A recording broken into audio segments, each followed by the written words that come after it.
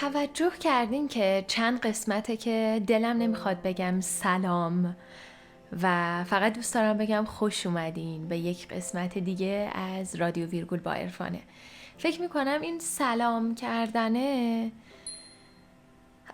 یکم حس غریب داره برام و دلم میخواد واقعا این فضای صمیمی که از دل من داره به سمت شما میاد سمت شما هم همین شکلی دریافت بشه، چون واقعا فضا خیلی برای من دلیه، دوست داشتنیه و این سلام کردنه یه ذره برام حس غریبی داره. مثلا انگار شما غریبه هایی هستین که من معذبم و دارم بهتون سلام میکنم و دارم سعی میکنم ارتباط بگیرم.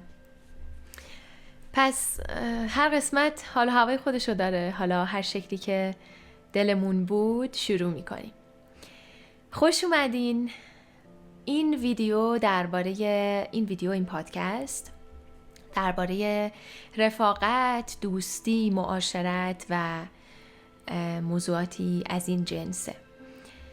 نمیدونم شما هم درکی از این جمله‌ای که میخوام بگم دارین یا نه، یا اصلا دور و برتون شنیدین یا نه.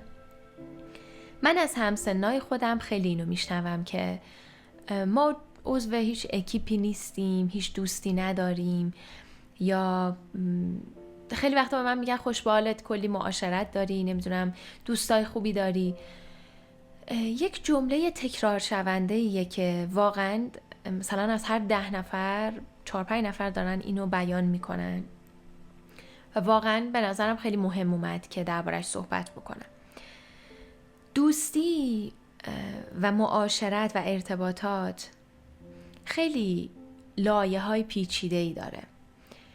قبل از هر چیز من باید از خودم بپرسم که آیا من آدم متناسب با یک معاشرت یا دوستی هستم؟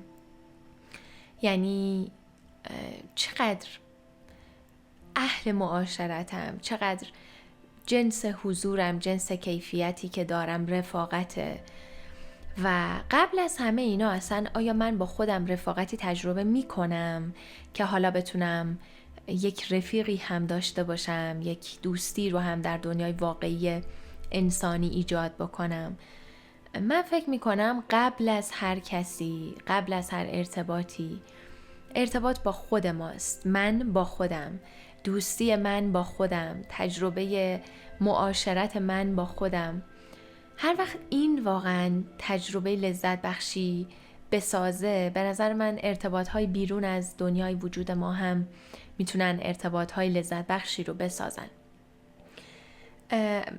لطفاً اگر نظری داشتین حتماً برام کامنت بذارین، اینکه شما دارین توی فضای دوستی و معاشرتاتون چی تجربه میکنین، اصلا نظرتون چیه؟ آیا هم نظر با اون دوستانی هستین که میگن دوستی و معاشرت باید شانسی خوبش پیدا بشه، یا با من موافقین که میگم دوستی رو باید ساخت، باید ایجاد کرد و قبل از ایجاد کردن دوستی هم مهمه که من با خودم در کجای این مسیر هستم، با خودم چقدر در ارتباطم و آیا میتونم بگم اولین رفیق من خودمم؟ اگر بتونیم بگیم اولین رفیق من خود من هستم، واقعا جای خوشبختیه، یعنی یک اتفاق خوشاینده، به خاطر اینکه ما توی همه معاشرت هامون همه آن چیزی که در وجود خودمون تجربه میشه رو داریم تجربه میکنیم. نمیدونم چطور میشه ساده تر گفت. مثلا اگر یک دوستی یک کاری باید برای من انجام میداده و انجام نمیده به هر دلیلی، اینکه آیا من ناراحت میشم، آیا من عصبانی میشم، آیا با یک مهری میرم به استقبالش میگم اشکالی نداره، مثلا میتونیم یه تایم دیگه ای انجامش بدیم و همه اینا. هر روی کردی رو که انتخاب میکنم برای نوع ارتباطم با اون آدم توی اون لحظه، نشأت گرفته از ارتباطم با خودمه. این واقعا ساده ترین جمله‌ای بود که میشد برای این تعریف بگم. اگر من با خودم اون مهربانی باشم که میبخشه، همراهی میکنه، کنارمه، میتونم پس برای دیگری هم باشم. اگر اون باثباتی هستم که نیازهای خودم رو میشنوم، کنار خودم رو همراهی میکنم، در راستای اون چیزی که دوست دارم ادامه میدم، پس میتونم یک دوستی باثباتی رو هم برای اطرافیانم یا دوستانم بسازم. اولین نقطه توی دوستیابی نقطه‌ایه که در وجود شما هست، در وجود ما هست. اگر مشکلی توی دوستیابی هست، اگر کسی میگه من هیچ دوست رفیقی ندارم، 2 تا به نظرم گزینه رو میتونه چک بکنه. اولین گزینه این که من با خودم حالم چطوره. خیلی وقتا آدما وقتی میشنون که یه نفر مثلا با خودش کنسرت رفته، نمیدونم تنها کافه رفته، رستوران رفته یا اصلا سفر رفته، خیلی براشون عجیبه. فکر میکنن اغلب که خوش نمیگذره. من هیچ وقت یادم نمیره اولین سفری که تنهایی رفته بودم، توی یک جمعی نشسته بودیم، توی اون جایی که داشتیم اقامت میکردیم. انقدر اون فضا دوستانه است که الان وقتی میخوام دربارش حرف بزنم احساس میکنم یک گروه بودم اونجا.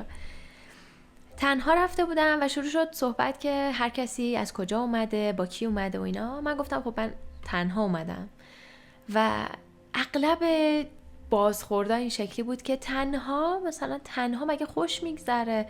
من دوستان پیشم نباشن خوش نمیگذره. یا یکی میگفت من از وقتی ازدواج کردم همش با همسرم همه جا هستیم، قبل ترش با خانواده مسافرت بودم، هیچ وقت مسافرت تنهایی نیومدم. کنسرت میری همینطور، همه جا همینطوره. و به نظر میاد آدم ها فکر میکنن تنهایی کاری رو انجام دادن خوش نمیگذره. میدونین اینا هیچ کدوم مطلق نیست. ما نمیگیم مطلقاً با هیچ کس هیچ کاری نکنی و مثلا تنها فقط اینا رو تجربه کنی. قصد اینه که توی چرخه های زندگی یک تعادلی باشه. اگر من همسری هستم، مادری هستم یا هر نقش دیگه ای دارم و همش داره خوب پیش میره، بیام نگاه کنم ببینم توی تنهایی چی؟ تنهایی داره خوب پیش میره؟ خلوته داره خوب پیش میره؟ اصلا فضایی وجود داره برای این خلوت؟ اگر پدر هستم، همسر هستم، دوباره همینطور هر نقشی که دارین، هر جنسی که هستین، قرار اینه که چک کنیم ببینیم توی اون تنهایی، اون ارتباط با خوده چقدر توش رفاقت وجود داره.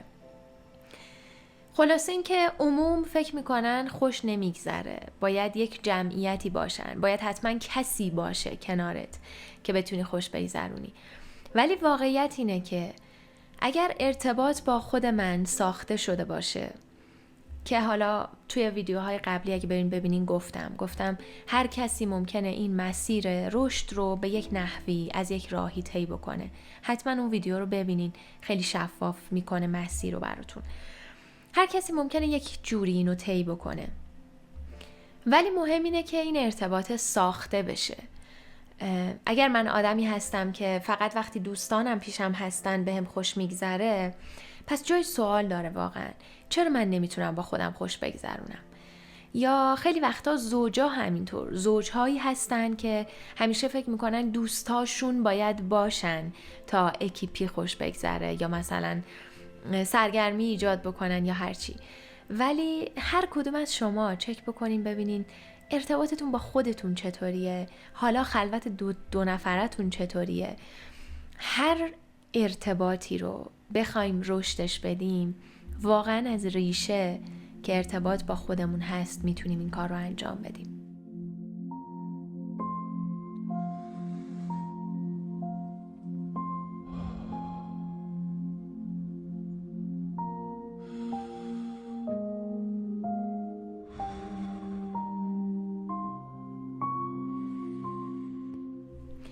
ولی به صورت کلی بعد از این که دریافتیم که مفهوم در واقع لذت ارتباط از ارتباط من با خودم نشأت میگیره و خونه اصلی در واقع این خونه تنه که توش حال و هوای من چطوره، وقتی اینو متوجه شدیم حالا میخوایم بذاریمش کنار، میره سراغ مهارت‌های دوستیابی یا مهارت‌های ارتباط ساختن.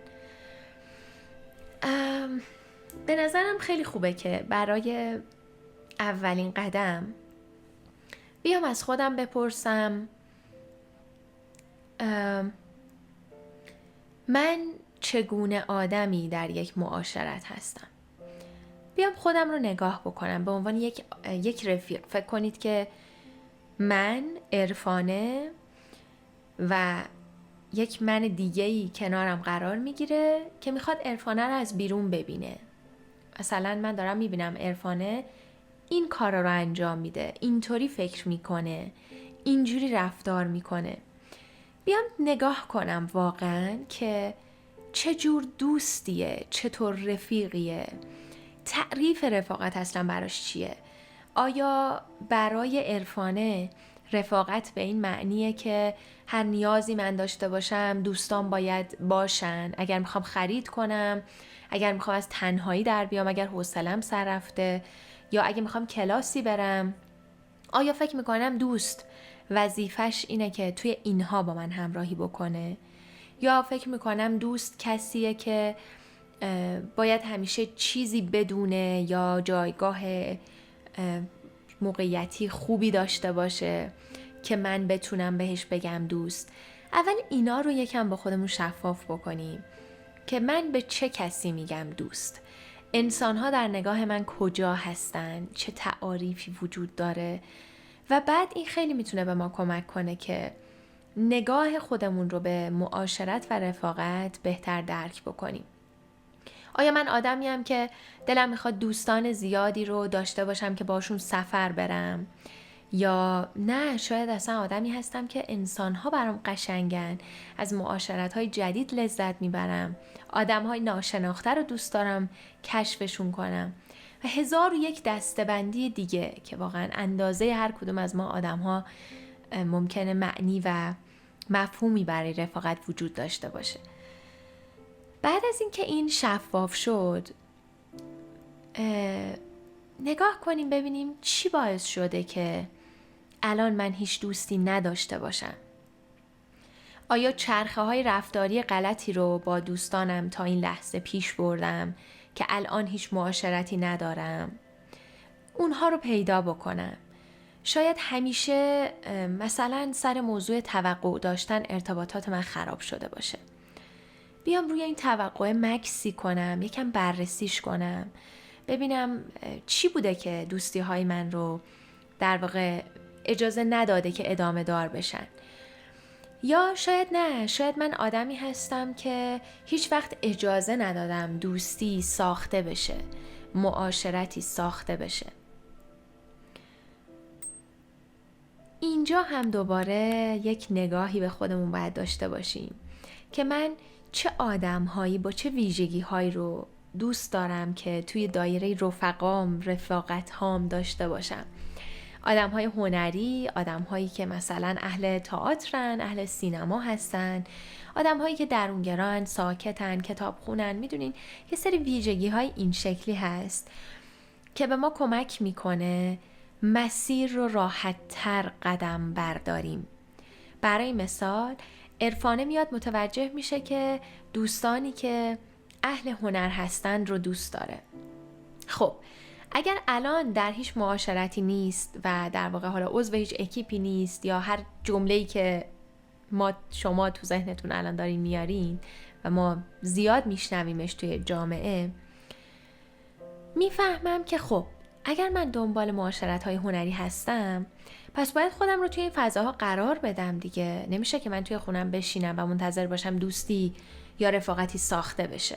خب پس لازمه توی این فضاها حضور داشته باشم، کلاسی ثبت نام کنم، نمیدونم سراغ نقاشی برم، یا این کارگاه هایی که 1-2 روزه مربوط به موضوعات هنری هست رو شرکت بکنم، یا اصلا نه الان یک عالمه کافه و فضاهای متفاوتی هست که آدم ها تئاتر تماشا میکنن و بعد نقد میکنن، یا سینما فیلم هایی رو میبینن، حالا یا در واقع فضای شبیه به سینما که اکران یک فیلمی هست، اجرای یک تئاتری هست و بعد میشینن درباره اون تحلیل میکنن، صحبت میکنن، گفتگو میکنن و حضور توی این گروه ها باعث میشه که من با آدم های همجنس خودم معاشرت داشته باشم.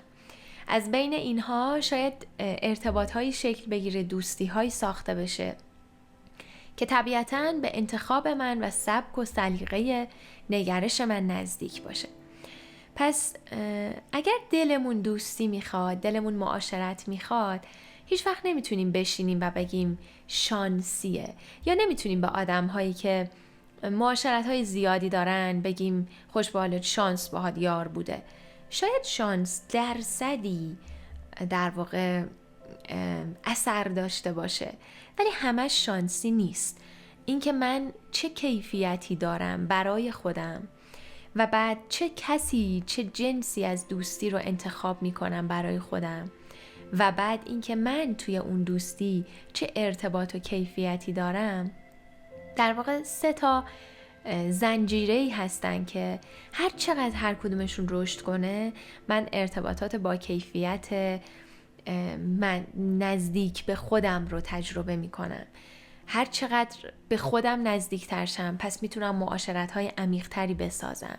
هر چقدر عرفانه برای خودش امن تر باشه، قابل اعتماد تر باشه، بهتر میتونه دوستی‌های سلامت تری رو اون بیرون با آدم‌ها ایجاد بکنه.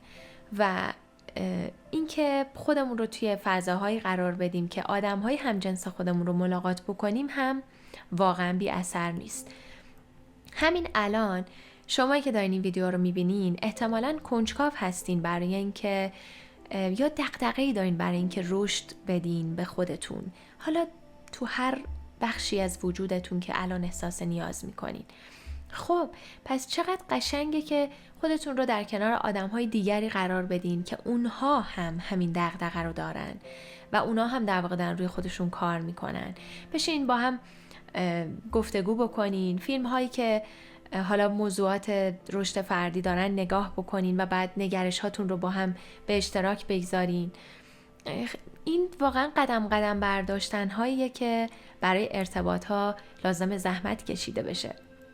حتی عزیزان ما، حتی نزدیکترین آدم هایی که ما باهاشون توی معاشرت هستیم، از خانواده حالا و بعد چرخه های بیرون ترش، لایه های بیرونی، اونا هم حتی در واقع به اقدامی نیاز دارن برای اینکه مثل یک جوونه سبز رشد کنن، لذت بخش باشه بودن اون جوونه سبزه، یا بشه زیر سایش استراحت کرد، اونقدری رشد کنه سرسبز بشه که بشه زیر سایش تکیه کرد و استراحت کرد.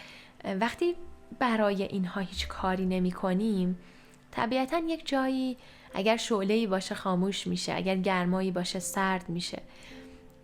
پس اگه بخوایم جمع بندی کنیم، بهتر اینطور بگیم که ارتباط ها لازمه که قدم قدم ساخته بشن.